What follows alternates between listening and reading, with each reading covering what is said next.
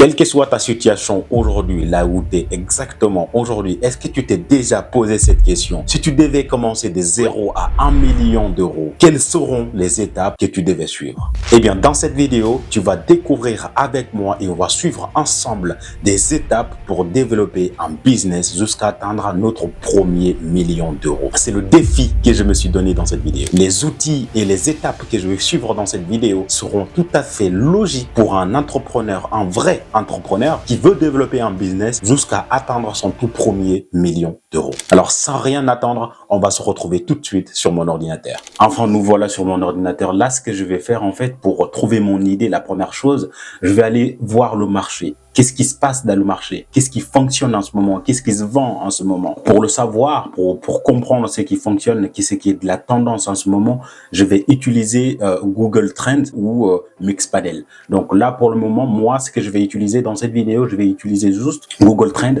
Ça suffit largement pour aller chercher la tendance et aller explorer d'autres sites web aussi pour ce qui marche. Allez, c'est parti.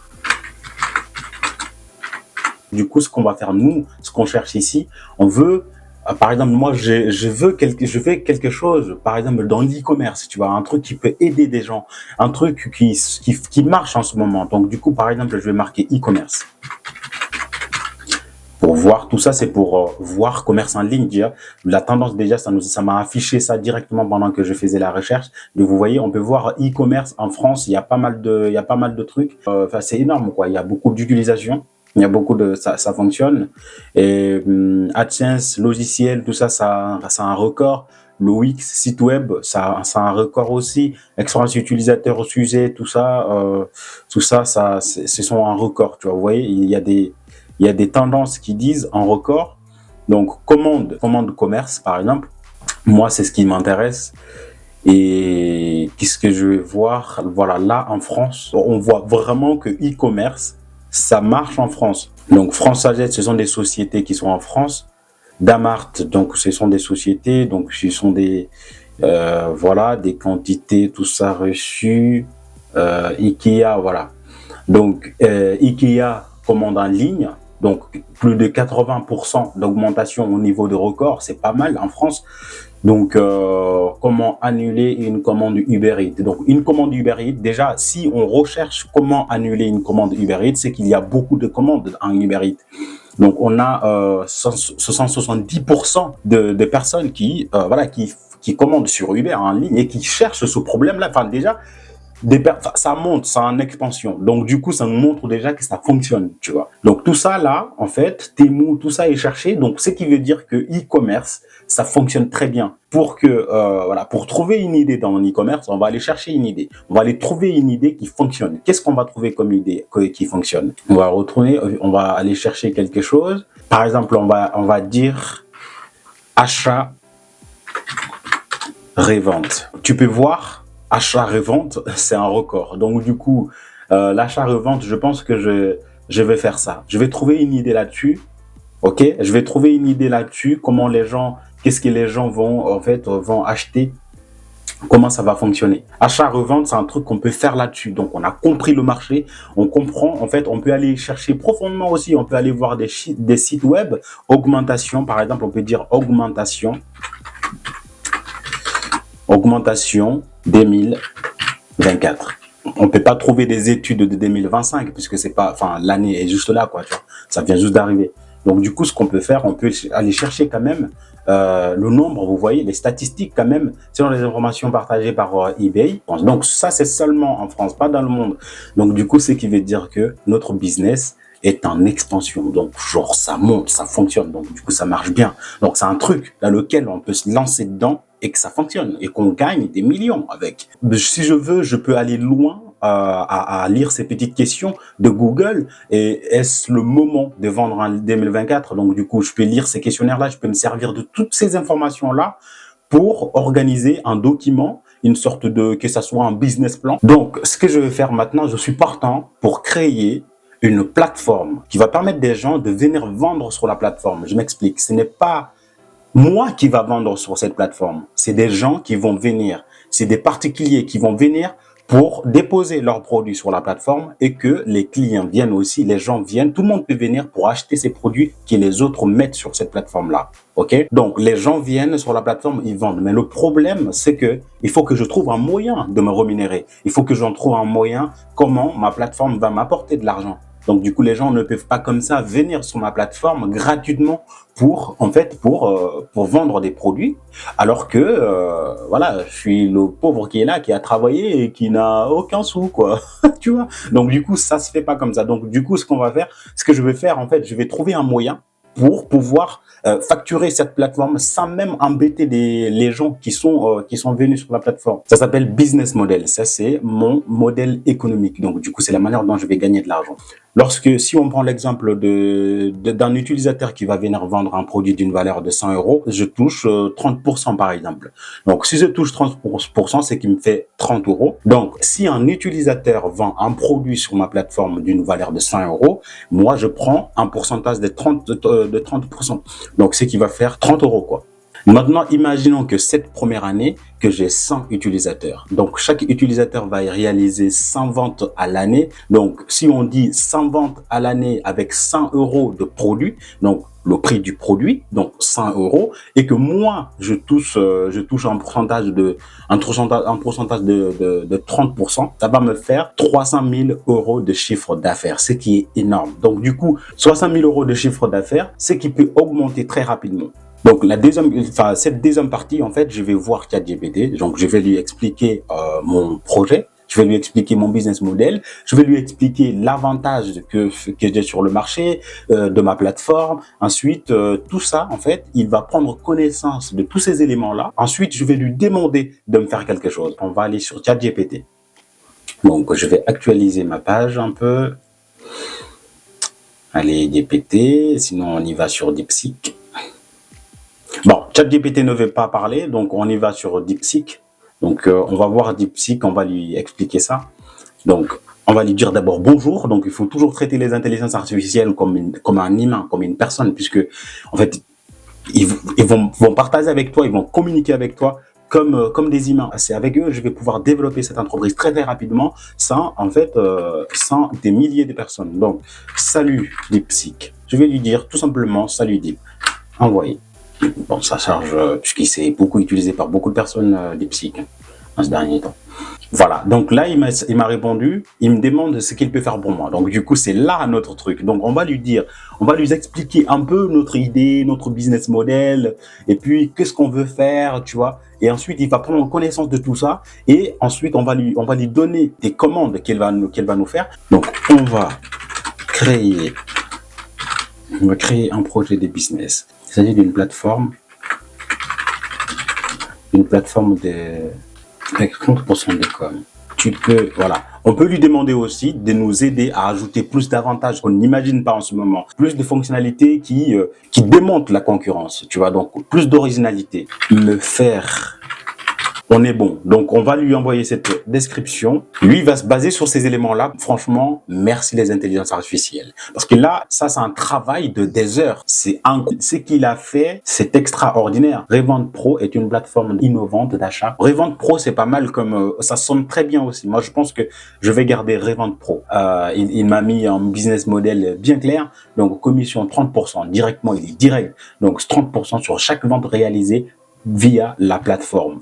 Pas de frais d'inscription pour les vendeurs ou les acheteurs, option premium pour les vendeurs, abonnement, tout ça. Là, ce sont des options qu'il ajoute pour qu'on puisse les exploiter plus tard. Ce sont des services que je t'ai parlé au début, mais bon, ça s'il me l'ajoute, je l'accepte, je garde. Donc, avantage concurrentiel, c'est carrément l'équivalent d'un business plan qu'il vient de nous créer là, tout de suite là. Si on regarde déjà, on a un projet qui est innovant. Maintenant, ce qu'on va faire, je vais lui dire de me fournir un cahier des charges de la construction de la plateforme et un business plan. OK? Un business plan. Donc, je vais lui dire un business plan. Donc, fais-moi un business plan sur ce projet.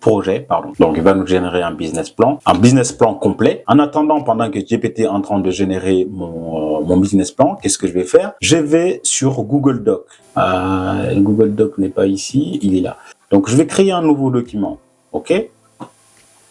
Donc, là, ce que je vais faire, je vais zoomer un peu puisque j'aime bien ça. Ça me donne beaucoup plus de visibilité. Je vais créer ce dossier-là. Donc là, je vais l'appeler Business Plan Vente Pro. C'est ça, c'est ce qu'il a dit. Hein. Donc Vente Pro. On va essayer de centrer ce texte pour que ça soit un titre centré. Voilà. Et ensuite, c'est là aussi qu'on va lui donner un peu de gras. Et là, c'est là qu'on va venir déposer notre business plan que DeepSeek nous a généré. Donc on a un autre avantage, on a tout ce qu'il faut. Il nous a même fait des plannings, de l'avancement du truc, du projet. Donc du coup, je vais faire attention, je vais copier juste ça. Hop, hop, hop. Donc mon business plan, la conclusion, j'ai pas besoin de conclusion. Donc j'ai besoin juste ça. Donc ça, je vais l'amener ici. Hop, je vais coller ici. Donc ça me fait un document complet. Ça me fait ça, c'est un document complet. Donc là, c'est parfait. Ok. Là, déjà, j'ai un business plan. Et ok, pour mon business plan, qu'est-ce que je vais faire rajouter de plus? Je vais ajouter un cahier des charges pour les personnes qui vont développer la plateforme. Tout ça, on va voir ensemble. Tu vas voir que c'est incroyable. Je vais lui demander de me faire aussi un business plan, un cahier des charges bien solide. Voilà. Bien détaillé au lieu de bien solide. Détaillé. Allez, c'est parti. Il va me faire un cahier des charges. En attendant aussi, je vais créer un dossier dans Google Doc.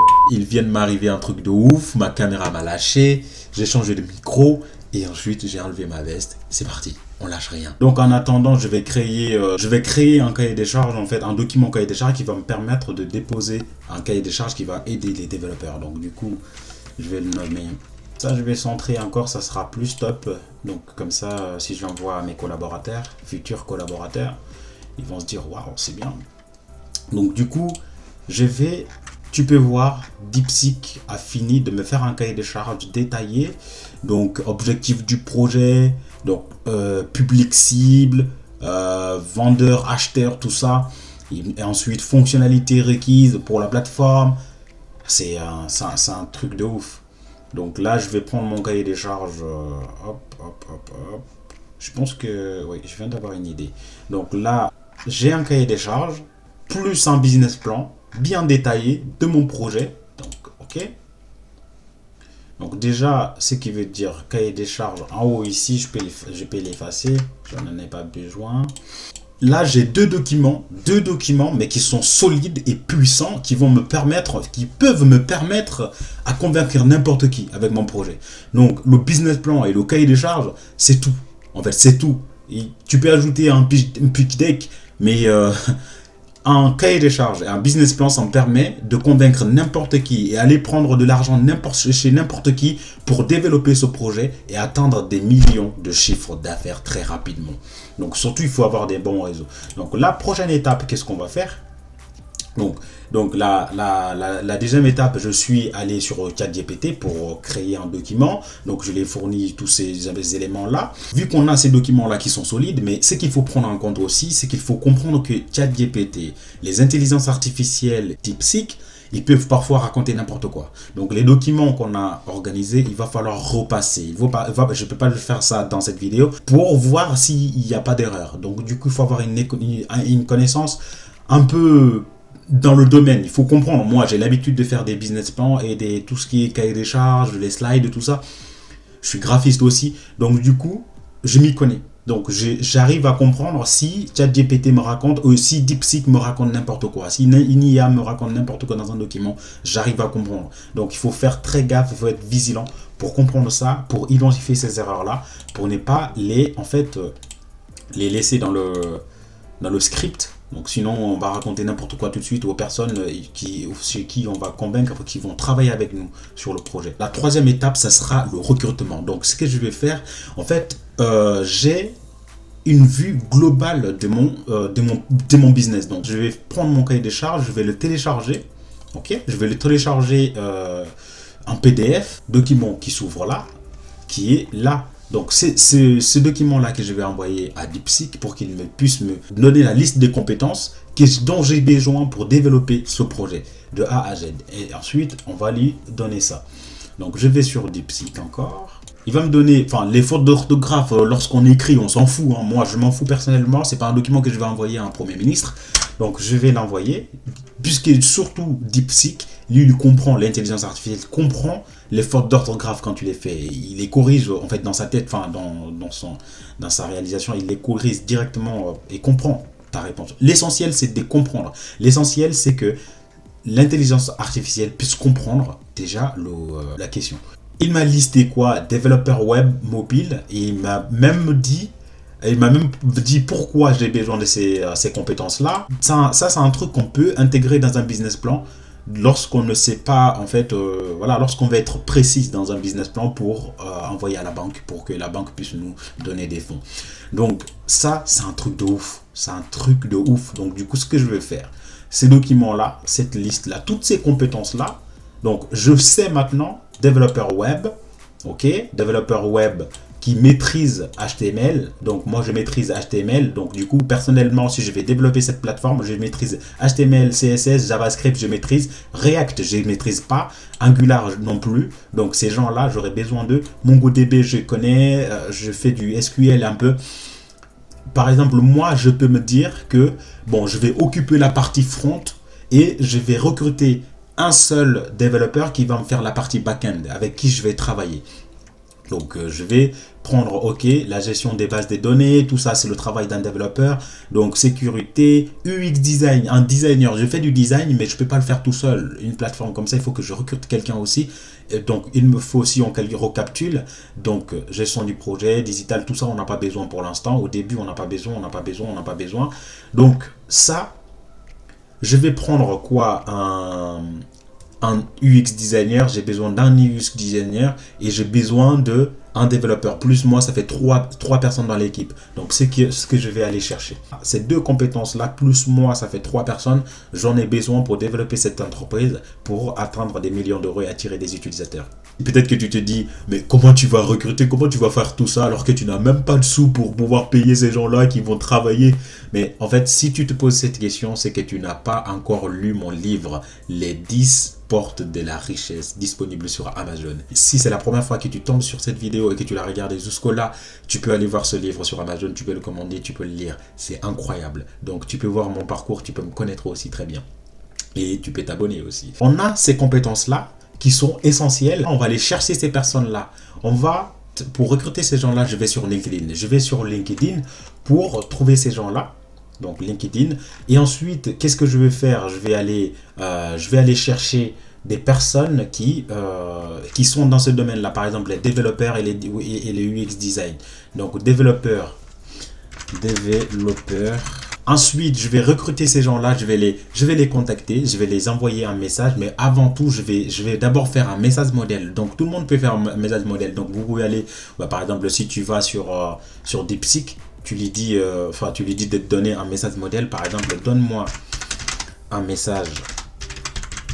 Il va me donner un message modèle que je vais en fait utiliser pour contacter à peu près 100 personnes qui sont sur LinkedIn. Donc les 100 personnes qui vont accepter de venir travailler avec moi, lorsqu'ils acceptent de venir travailler avec moi, comment je vais les convaincre? Je vais en fait leur donner une part de mon entreprise. Mais avant tout, je dois aller sur Legal Place pour immatriculer mon entreprise. Une fois j'immatricule mon entreprise, en fait, là, je vais pouvoir en fait leur donner des parts pour développer la plateforme. Une fois la plateforme est finie d'être développée, ça peut être disponible immédiatement au public pour que ça soit utilisable immédiatement au public. Si je fais 1 million d'euros et qu'ils prennent 5% de la société, ils vont toucher 500 000 euros au lieu de 1500 euros que je vais leur donner pour développer la plateforme. C'est juste avantageux, c'est juste incroyable. Donc, passons maintenant à la prochaine étape qui est la partie lancement et le marketing de notre plateforme. Donc, c'est de l'hypothèse qu'on est en train de faire. Si on se base sur ces éléments-là et qu'on développe une entreprise sur ce chemin-là, je l'avais dit dès le début de la vidéo, c'est juste incroyable. Donc, ça va nous permettre en fait de développer une entreprise. Au lancement, qu'est-ce que je vais faire? Une fois que ma plateforme d'achat et revente est lancée, en fait, ma plateforme est Revente Pro est lancée, je vais appliquer les stratégies marketing élaborées dans mon business plan. Donc, c'est ça que ça sert un business plan. Le business plan, en fait, j'ai tout ce qu'il y a dedans. Il me dit comment faire ma publicité, comment je vais monter, comment je vais descendre, qui je vais rencontrer, qui je vais contacter, événements, quel type d'événement je vais organiser. Tout est dans mon business plan. C'est là-bas dans ma source, en fait. Là, je vais me baser sur mon business plan pour pouvoir en fait développer, pour pouvoir en fait faire des stratégies marketing. Donc, dès que je commence en fait à avoir quelques clients, quelques chiffres d'affaires sur ma plateforme, qu'est-ce que je vais faire? À ce moment-là, je vais récolter de retour de mes utilisateurs, puis je vais utiliser ces données-là pour trouver des investisseurs, pour trouver des banques qui vont investir dans dans ma plateforme. Donc des services de financement, tout ça là, en fait ils vont se dire quoi? Ils vont se dire ah ouais, vous avez commencé à faire des chiffres, donc nous on est intéressés, tu vois. Donc c'est juste incroyable. Donc l'étape 5 qui est la partie finale. L'étape 5, c'est la recherche du financement. Donc, à ce moment-là, je vais m'approcher à des organismes comme les banques, les business angels, les crowdfunding. Donc, je vais aller chercher partout pour aller chercher des fonds. OK? Donc, les business angels, les accompagnements qui peuvent m'aider en fait à développer encore plus mon business. Donc, avec ces investissements-là, en fait, je vais développer de nouvelles fonctionnalités pour ma plateforme, comme l'intégration de l'IA et les chatbots, par exemple, que je peux intégrer dans ma plateforme. Avec tous ces financements-là, je vais me procurer un local avec des bureaux et ensuite, je vais engager des personnes les plus compétentes, les plus intelligentes que moi et ensuite, je vais leur donner des postes dans mon entreprise pour qu'ils puissent travailler avec moi pour rentabiliser ma boîte. C'est juste incroyable. C'est intéressant. Donc, lorsqu'ils sont là pour rentabiliser ma boîte, avec cette équipe, nous allons faire de la publicité, sponsoriser même des activités locales, nationales, des influenceurs. On va passer partout en France. Donc, ça va me permettre en fait de me déployer partout. Avec l'accompagnement de ces organisations-là, je vais sûrement dépasser 1000 utilisateurs. Et si je passe 1000 utilisateurs et que je réalise 100 ventes cette année, soit 100 € par produit vendu, comme notre calcul précédent, me voilà enfin atteindre mes millions d'euros. Car mon chiffre d'affaires s'élève maintenant, après tous ces calculs, à 3 millions d'euros. Alors maintenant, j'ai une excellente question pour toi. Que ferais-tu avec 3 millions d'euros? Si cette vidéo t'a aidé, n'hésite pas à me laisser un petit like et me laisser ta réponse en commentaire. À la prochaine pour une nouvelle vidéo. Ciao!